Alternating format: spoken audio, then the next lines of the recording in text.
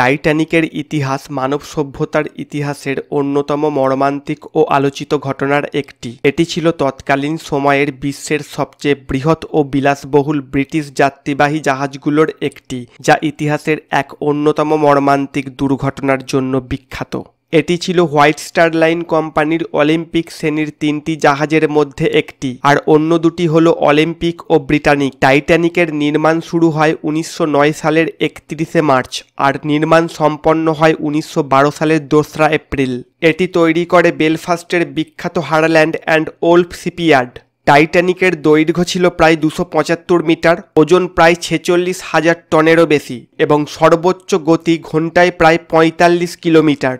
এতে ছিল 3টি প্রধান ইঞ্জিন, সুইমিং পুল, গ্র্যান্ড সিঁড়ি, জিমনেসিয়াম, বিলাসবহুল খাবার ঘর সহ অভিজাত যাত্রীদের জন্য নানা সুবিধা। টাইটানিকের প্রথম যাত্রা শুরু হয় 1912 সালের 2রা এপ্রিল ইংল্যান্ডের সাউদাম্পটন বন্দর থেকে নিউ ইয়র্কের উদ্দেশ্যে। টাইটানিকের প্রথম যাত্রায় মোট প্রায় 2200 জন যাত্রী ছিলেন। 1912 সালের 14ই এপ্রিল রাতে প্রায় 11টা 40 মিনিটে উত্তর আটলান্টিক মহাসাগরে নিউ ফাউন্ডল্যান্ডের উপকূলের কাছে ফ্রেডারিক ফ্লিট নামক এক ব্যক্তি একটি বিশাল হিমশৈল দেখতে পাচ্ছিলেন।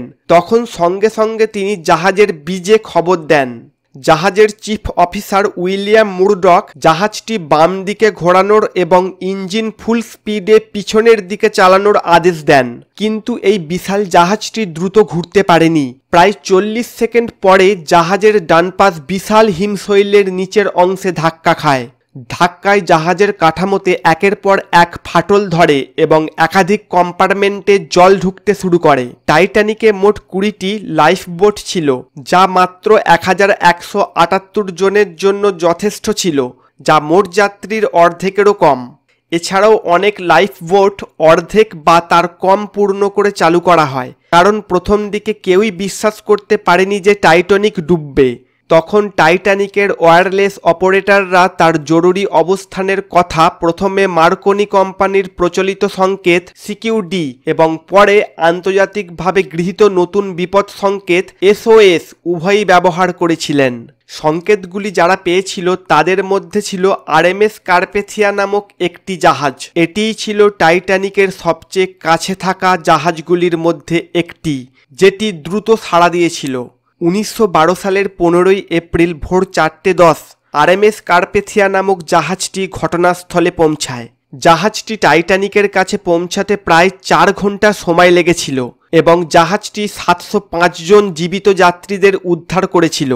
বাকি 1500-এরও বেশি মানুষ নিহত হন, তবে বেশিরভাগই অত্যাধিক শীতলতার কারণে হাইপোথার্মিয়ায় মারা যান, কারণ পানির তাপমাত্রা ছিল -2 ডিগ্রি সেলসিয়াস।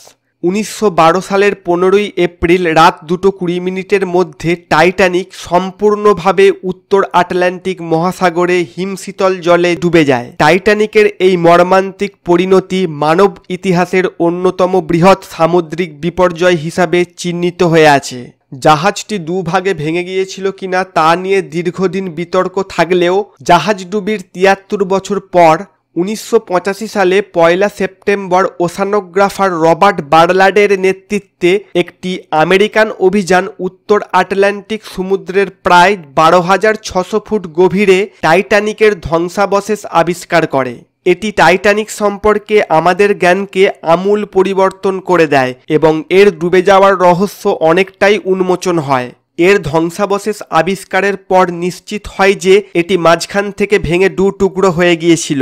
এই দুর্ঘটনার পরে আন্তর্জাতিকভাবে জাহাজে পর্যাপ্ত লাইফবোট রাখার নিয়ম কঠোর করা হয়। টাইটানিকের ইতিহাস হলো এক চিরন্তন শিক্ষা।